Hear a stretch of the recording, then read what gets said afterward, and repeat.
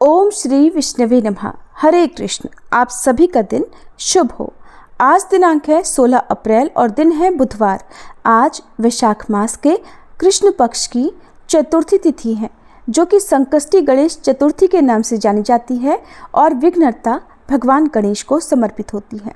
तो आज के अध्याय का शुभारंभ करने वाले हैं गणेश भगवान की एक बहुत ही अद्भुत और दिव्य कथा के साथ।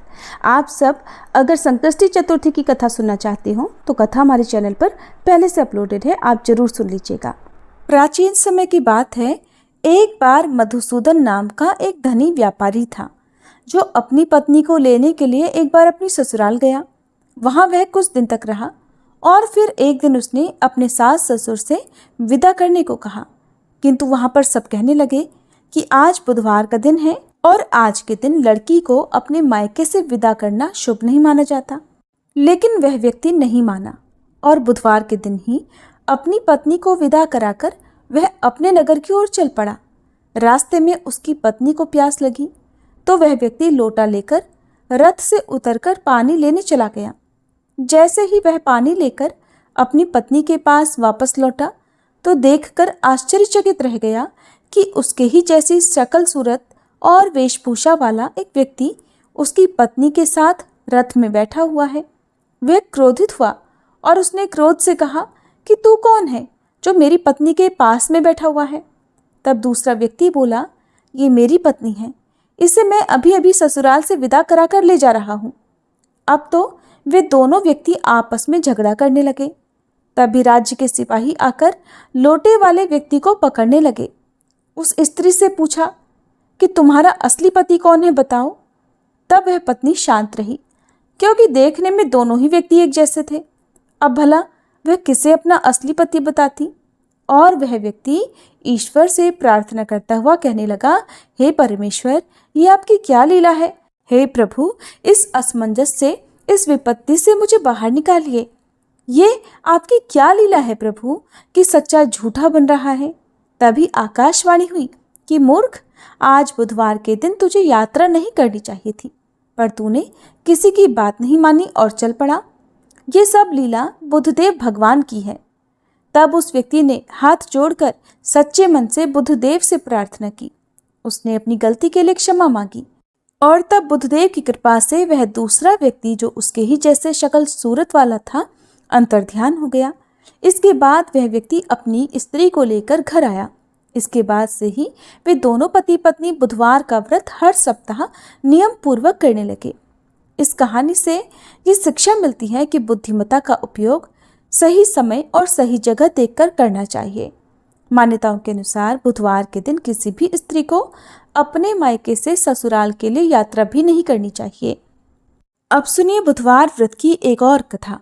बहुत समय पहले की बात है, एक गांव में एक विधवा अपनी बहू के साथ रहती थी। बहू थोड़ी मंदबुद्धि थी और उसे भूख बिल्कुल भी सहन नहीं होती थी।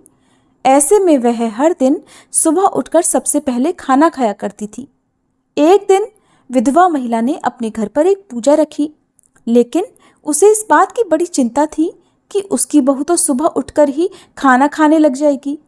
ऐसे में भगवान के लिए बना प्रसाद तो झूठा हो जाएगा। ये सोचकर उसने अपनी बहू को कुछ समय के लिए घर से दूर रखने का उपाय सोचा।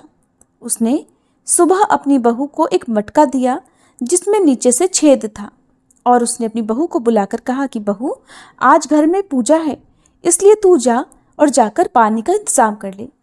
हालांकि बहू भी बहुत चालाक थी। उसने ये सब देख लिया था कि मटके में नीचे छेद है।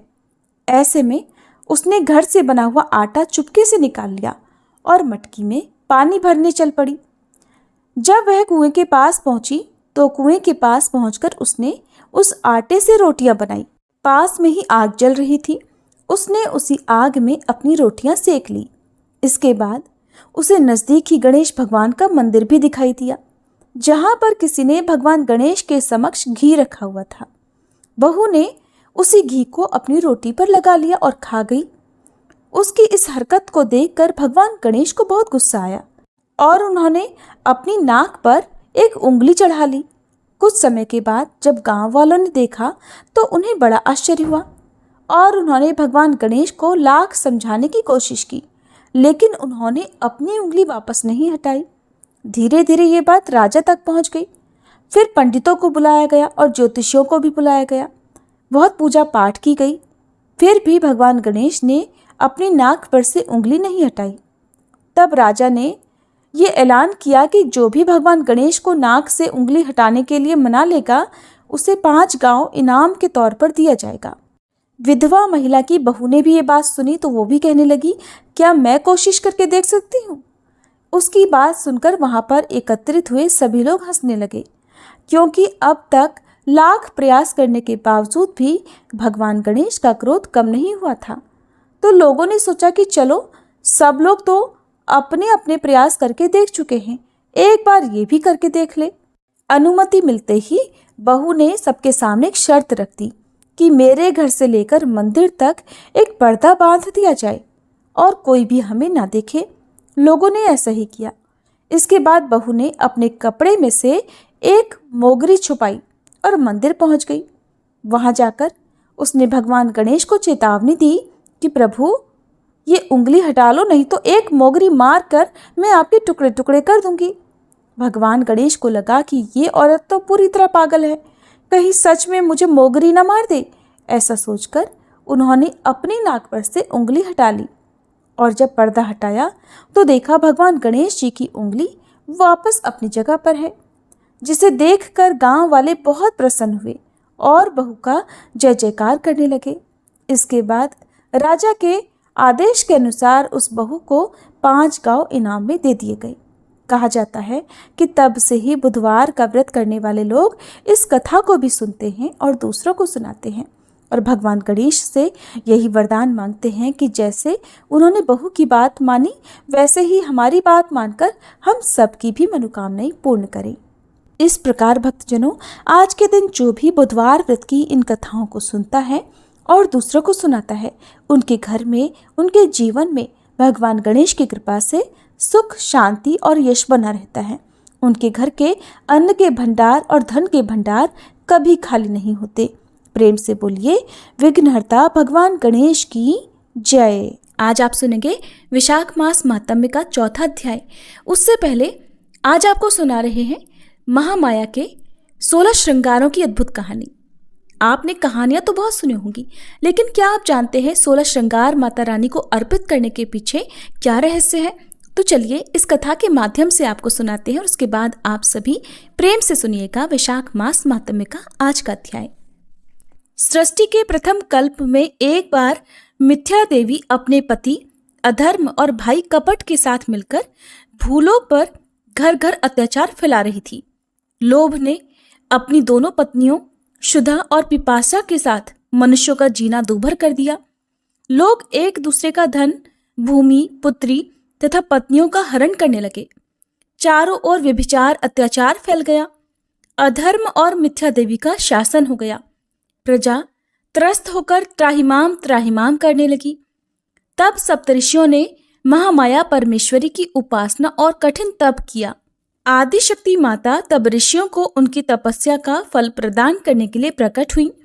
भूतल पर धर्म की स्थापना करने के लिए और अधर्म का नाश करने के लिए माता रानी ने अंश रूप में अपने शरीर से अग्निदेव और उनकी पत्नी स्वाहा देवी को, यज्ञदेव तथा उनकी पत्नी दीक्षा देवी और दक्षिणा देवी को, पितृदेव और उनकी पत्नी स्वधा देवी को, पुण्यदेव और उनकी पत्नी प्रतिष्ठा देवी को, सुशील देव और उनकी पत्नियों शांति देवी और लज्जा देवी को, ज्ञान देव और उनकी पत्नियों बुद्धि देवी, मेधा देवी, धृति देवी को अपने शरीर से उत्पन्न किया और अधर्म तथा मिथ्या देवी की सत्ता को समाप्त करने का आदेश दिया। हजारों वर्षों तक बड़ा भीषण युद्ध चला, लेकिन मिथ्या देवी को कोई भी हरा नहीं पाया।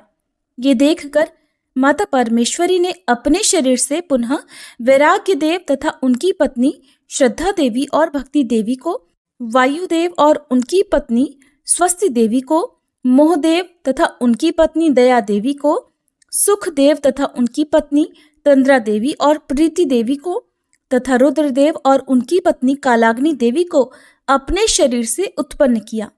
फिर से उन सब के बीच भीषण युद्ध छिड़ गया। एक ही क्षण में रुद्रदेव और उनकी पत्नी कालाग्नि देवी ने मिथ्या देवी तथा अधर्म और कपट को तथा उनके सभी साथियों को बंदी बना लिया। 1000 वर्षों तक बंदी गृह में मिथ्या देवी पड़ी रही और उसी कारागार में रुद्रदेव और उनकी पत्नी कालाग्नि देवी की तपस्या में लीन रही।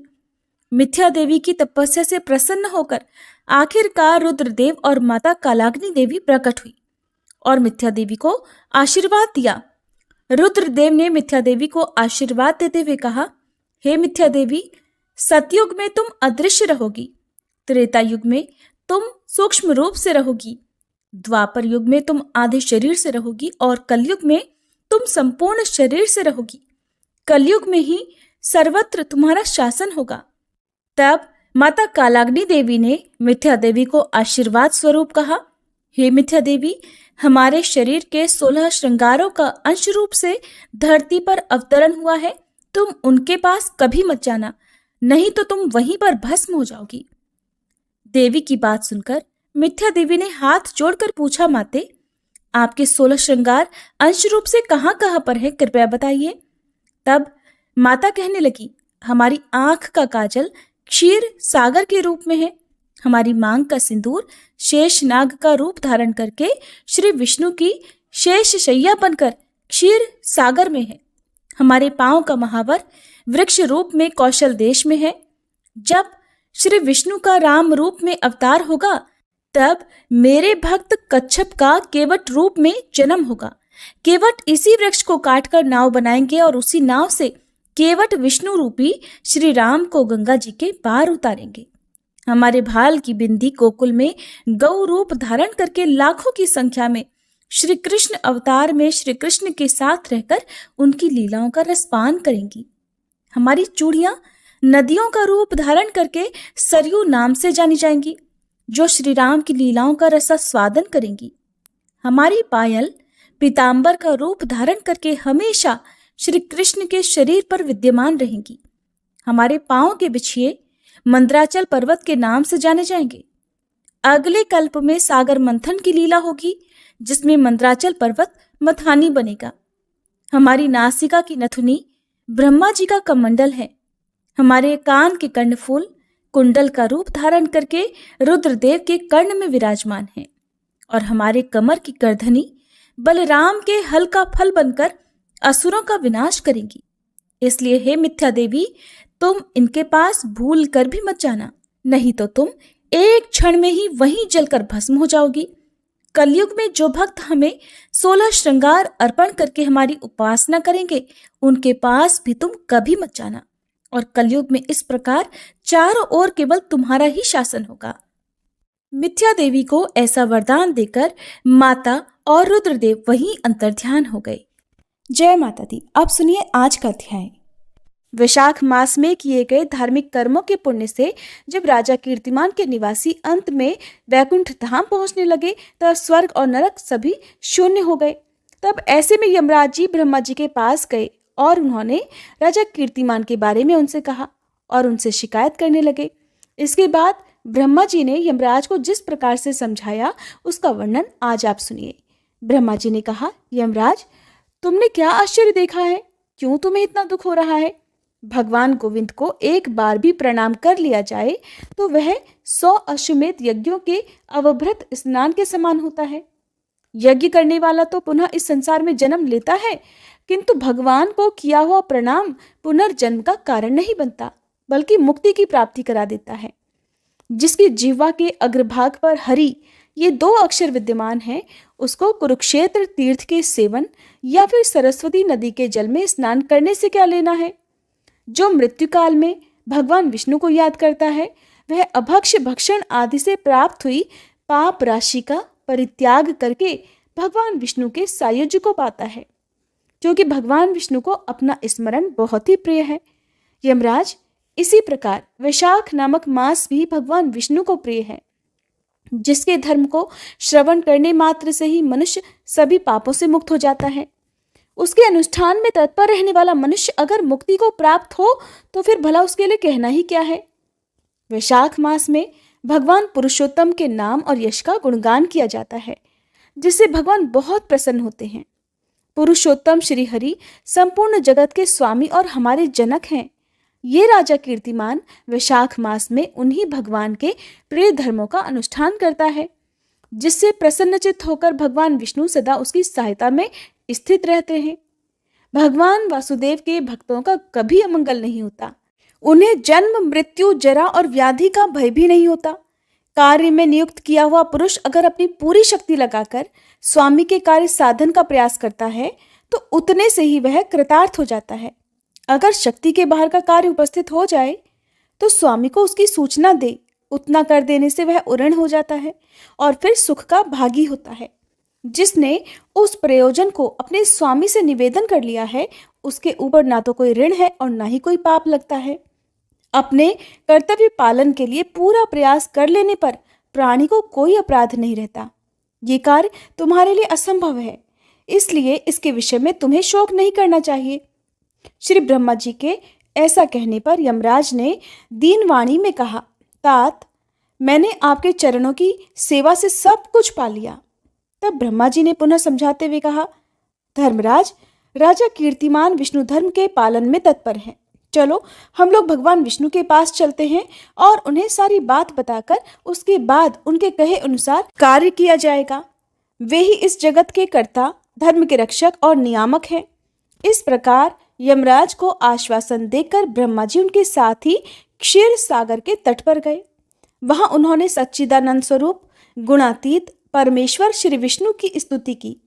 ब्रह्मा जी की स्तुति से संतुष्ट होकर भगवान श्री हरि वहां प्रकट हो गए।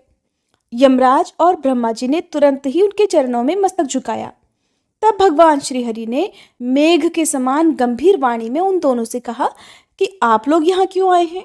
तब ब्रह्मा जी कहने लगे, प्रभो, आपके श्रेष्ठ भक्त राजा कीर्तिमान के शासनकाल में सभी मनुष्य वैशाख धर्म के पालन में तत्पर होकर आपके अविनाशी पद को प्राप्त हो रहे हैं।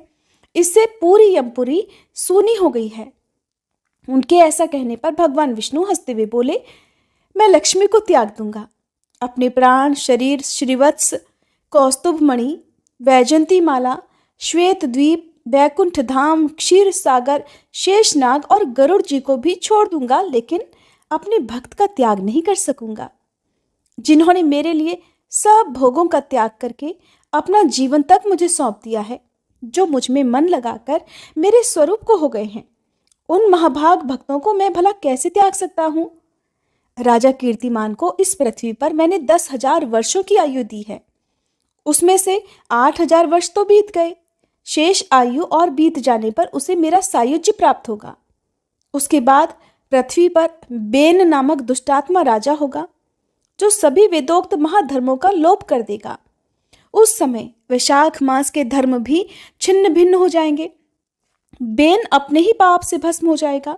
इसके बाद मैं पृथु होकर पुनः सब धर्मों का प्रचार करूंगा। उस समय लोगों में वैशाख मास के धर्म को भी प्रसिद्ध करूंगा। सहस्त्रों मनुष्यों में कोई ऐसा होता है जो मुझ में अपने मन प्राण अर्पित करके अपना सब कुछ मुझे समर्पित कर दे और मेरा भक्त बन जाए। जो ऐसा होता है वही मेरे धर्मों का भी प्रचार करता है। और इस वैशाख मास में से भी मैं वैशाख धर्म में तत्पर रहने वाले महात्मा पुरुषों और राजा के द्वारा समयानुसार आपके लिए भाग दिलाऊंगा। लोक में जो कोई भी वैशाख मास का व्रत करेंगे वे आपको भाग देने वाले होंगे। उनके वैशाख मास में बताए हुए महाधर्म के पालन में आप कभी कोई विघ्न मत उपस्थित करना। यमराज को इस प्रकार आश्वासन देकर भगवान विष्णु वहीं अंतर्ध्यान हो गए। श्री ब्रह्मा जी भी अपने सेवकों के साथ सत्यलोक को चले गए। उनके बाद यमराज जी भी अपनी पुरी को पधार गए। वैशाख मास की पूर्णिमा को पहले धर्मराज के उद्देश्य से जल से भरा हुआ घड़ा, दही और अन्न देना चाहिए। उसके बाद पितरों, गुरुओं और भगवान विष्णु के उद्देश्य से शीतल जल, दही, अन्न, पान और दक्षिणा फल के साथ कांसे के पात्र में रखकर ब्राह्मण को देना चाहिए। भगवान विष्णु की दिव्य प्रतिमा वैशाख मास महात्म्य की कथा सुनाने वाले दीन ब्राह्मण को देनी चाहिए। उस धर्मवक्ता ब्राह्मण को अपने धन से भी पूजित करना चाहिए। राजा कीर्तिमान ने सब कुछ उसी प्रकार किया। उन्होंने पृथ्वी पर मनोवांछित भोग भोग कर शेष आयु पूरी होने के बाद पुत्र पौत्र आदि के साथ श्री विष्णु धाम को प्रस्थान किया। मिथिलापति ने कहा, हे महामते, दुरात्मा राजा बेन सबसे पहले स्वयंभू मनवंतर में हुआ था और ये राजा इक्ष्वाकु कुलभूषण कीर्तिमान वैवस्वत मनवंतर के व्यक्ति हैं। ये बात पहले मैंने आपके मुख से सुन रखी है, परंतु इस समय आपने और ही बात कही है कि ये राजा जब बैकुंठ चले जाएंगे उसके बाद राजा बेन उत्पन्न होगा। मेरे इस संशय को आप दूर कीजिए। तब श्रुतदेव जी ने कहा, राजन, पुराणों में जो विषमता प्रतीत होती है वह युग भेद और कल्प भेद की व्यवस्था के अनुसार है। किसी कल्प में ऐसा ही हुआ होगा कि पहले राजा कीर्तिमान और उसके बाद बेन हुआ होगा। इसलिए कहीं कथा में समय की विपरीतता को देखकर उसके अप्रामाणिक होने की आशंका कभी नहीं करनी चाहिए। श्रुतदेव जी बोले, मेष राशि में सूर्य के स्थित रहने पर जो वैशाख मास में प्रातःकाल स्नान करता है और भगवान विष्णु की पूजा करके इस कथा को सुनता है, वह सभी पापों से मुक्त होकर भगवान विष्णु के परम धाम को प्राप्त होता है। इस विषय में एक प्राचीन इतिहास कहते हैं, जो सभी पापों का नाशक, पवित्र कारक, धर्मानुकूल, वंदनीय और पुरातन है। गोदावरी के तट पर शुभ ब्रह्मेश्वर क्षेत्र में महर्षि दुर्वासा जी के 2 शिष्य रहते थे, जो परमहंस, ब्रह्मनिष्ठ, उपनिषद विद्या में परिनिष्ठित और इच्छा रहित थे। वे भिक्षा में मिले हुए भोजन से ही अपना पेट भरा करते थे और पुण्यमय जीवन बिताते हुए गुफा में रहते थे। उनमें से एक का नाम था सत्यनिष्ठ और दूसरे का नाम था तपोनिष्ठ। वे इन्हीं नामों से तीनों लोकों में विख्यात थे। सत्यनिष्ठ सदा भगवान विष्णु की कथा में तत्पर रहते थे। जब कोई श्रोता या वक्ता नहीं होता था तब वे अपने नित्य कर्म किया करते थे। अगर कोई श्रोता उपस्थित होता तो वे उसे निरंतर भगवत कथा सुनाते, और अगर कोई कथावाचक भगवान विष्णु की कल्याणमयी पवित्र कथा कहता तो वे अपने सभी कर्मों को समेटकर उसे सुनने में तत्पर होकर कथा को सुनने लगते थे। वे अत्यंत दूर के तीर्थों और देव मंदिरों को छोड़कर तथा कथा विरोधी कर्मों का परित्याग करके भगवान की दिव्य कथा सुनते और श्रोताओं को फिर बाद में स्वयं भी सुनाते थे। कथा समाप्त होने पर सत्यनिष्ठ अपना बाकी बचा हुआ कार्य पूरा किया करते थे। कथा सुनने वाले पुरुष को जन्म मृत्यु में संसार बंधन की प्राप्ति नहीं होती। उसके अंतःकरण की शुद्धि हो जाती है। भगवान विष्णु में जो अनुराग की कमी है वो दूर हो जाती है। उनके प्रति भक्ति गहरी और गाढ़ी हो जाती है। साथ ही साधु पुरुषों के प्रति सौहार्द बढ़ता है। कथा सुनकर मिले ज्ञान से मनुष्य भगवत चिंतन में समर्थ हो जाता है। श्रवण, ध्यान और मनन ये वेदों में अनेक प्रकार से बताया गया है। जहाँ भगवान विष्णु की कथा ना होती हो और जहाँ साधु पुरुष ना रहते हो, वह स्थान साक्षात गंगा तट ही चाहे क्यों ना हो, निस्संदेह त्याग देने योग्य है। जिस देश में तुलसी नहीं है या फिर जहाँ भगवान विष्णु का मंदिर नहीं है, ऐसा स्थान रहने लायक नहीं है। ये निश्चय करके मुनिवर सत्यनिष्ठ सदा भगवान विष्णु की कथा और चिंतन में तत्पर रहा करते थे। दुर्वासा जी का दूसरा शिष्य तपोनिष्ठ दुराग्रह पूर्वक कर्म में तत्पर रहता था। वह भगवान की कथा को छोड़कर पहले अपना कर्म पूरा करने के लिए इधर उधर हट जाया करता था। कथा की अवहेलना से उसे बड़ा कष्ट उठाना पड़ा। आखिरकार कथा परायण सत्यनिष्ठ ने ही उसको संकट से उद्धार किया। जहाँ लोगों के पाप का नाश करने वाली भगवान विष्णु की पवित्र कथा होती है, वहाँ सब तीर्थ और अनेक प्रकार के क्षेत्र स्थित रहते हैं। जहाँ विष्णु कथा रूपी पुण्यमयी नदी बहती रहती है, उस देश में निवास करने वालों की मुक्ति उनके ही हाथ में है। पूर्व काल में पांचाल देश में पुरुयशा नामक एक राजा थे, जो पुण्यशील और बुद्धिमान राजा भूरियशा के पुत्र थे। पिता की मृत्यु के बाद पुरुयशा राज्य सिंहासन पर बैठे। वे धर्म की इच्छा रखने वाले, शूरता, उदारता आदि गुणों से संपन्न और धनुर्विद्या में प्रवीण थे। उन महामती राजा ने अपने धर्म के अनुसार पृथ्वी का पालन किया। कुछ समय के बाद राजा का सारा धन नष्ट हो गया। हाथी और घोड़े बड़े बड़े रोगों से पीड़ित होकर मर गए। उनके राज्य में ऐसा भारी अकाल पड़ा जो मनुष्यों का अत्यंत विनाश करने वाला था। पांचाल नरेश राजा पुरुयशा को निर्बल जानकर उनके शत्रुओं ने आक्रमण कर दिया। और युद्ध में उनको जीत लिया।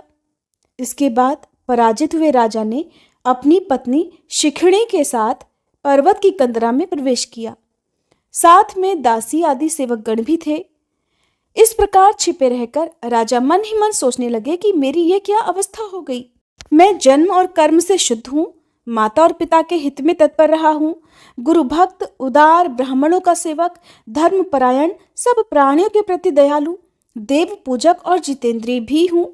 फिर किस कर्म से मुझे ये विशेष दुख देने वाली दरिद्रता प्राप्त हुई है? किस कर्म से मेरी पराजय हुई और किस कर्म के फलस्वरूप मुझे ये वनवास मिला है? इस प्रकार चिंता से व्याकुल होकर राजा ने खिन्न मन से अपने सर्वज्ञ गुरु मुनिश्रेष्ठ याज और उपयाज का स्मरण किया। राजा के आह्वान करने पर दोनों बुद्धिमान मुनीश्वर वहां आए। उन्हें देखकर पांचाल प्रिय नरेश सहसा उठकर खड़े हो गए और बड़ी भक्ति के साथ गुरुदेव के चरणों में मस्तक रखकर प्रणाम किया। फिर वन में पैदा होने वाली शुभ सामग्रियों के द्वारा उन्होंने उन दोनों का पूजन किया और विनीत भाव से पूछा, विप्रवरों, मैं गुरु चरणों में भक्ति रखने वाला हूँ, मुझे किस कर्म से ये दरिद्रता, कोष हानि और शत्रुओं से पराजय मिली है? किस कारण से मेरा वनवास हुआ और मुझे अकेले रहना पड़ा है? मेरे ना कोई पुत्र है, ना भाई है, ना हितकारी मित्र ही हैं। मेरे द्वारा सुरक्षित राज्य में ये बड़ा भारी अकाल अचानक कैसे पड़ गया? ये सब बातें विस्तार पूर्वक मुझे बताइए। राजा के इस प्रकार पूछने पर वे दोनों मुनिश्रेष्ठ कुछ देर ध्यान मग्न होने के बाद इस प्रकार कहने लगे कि राजन, तुम पहले के 10 जन्मों तक महापापी व्याध अर्थात शिकारी रहे हो। तुम सब लोगों के प्रति क्रूर और हिंसा परायण थे।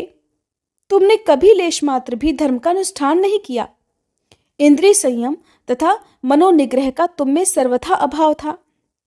तुम्हारी जिह्वा कभी भी किसी भी प्रकार भगवान विष्णु का नाम नहीं लेती थी।